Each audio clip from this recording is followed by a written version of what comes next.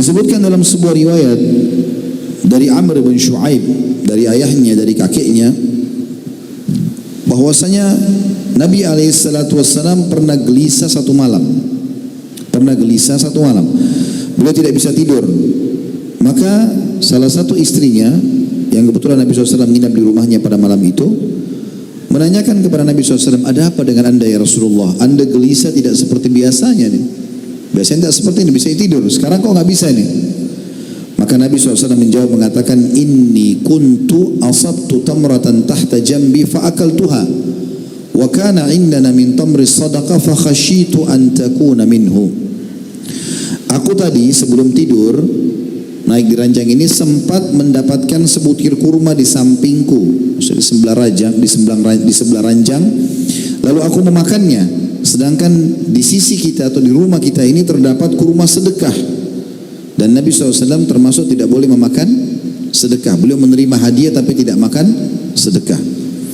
Maka aku khawatir bila sebutir kurma tadi berasal dari sedekah itu.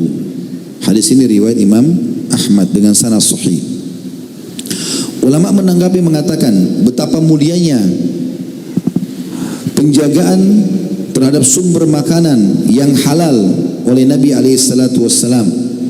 Beliau sempat ragu saja bahwasanya itu adalah kurma, takutnya kurma yang sedekah, tidak boleh Allah atau Allah tidak izinkan beliau memakannya, lalu beliau makan. Beliau pikir tadinya kurma istrinya atau makanan di rumahnya, tapi karena di rumah ternyata ada juga sedekah titipan orang, beliau khawatir itu adalah dari kurma sedekah, padahal ada di dekat ranjangnya, gitu kan.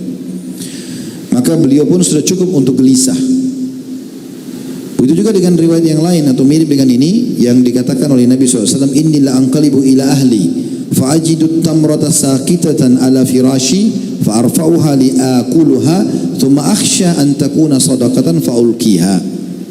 Aku pulang kepada keluargaku, lalu aku mendapati sebutir kurma tergeletak di atas tempat tidurku, lalu aku mengangkatnya untuk memakannya, kemudian aku khawatir bila dia adalah sedekah, maka aku menaruhnya kembali. Hadis riwayat Bukhari Muslim. Jadi riwayat kedua ini merincikan riwayat yang pertama.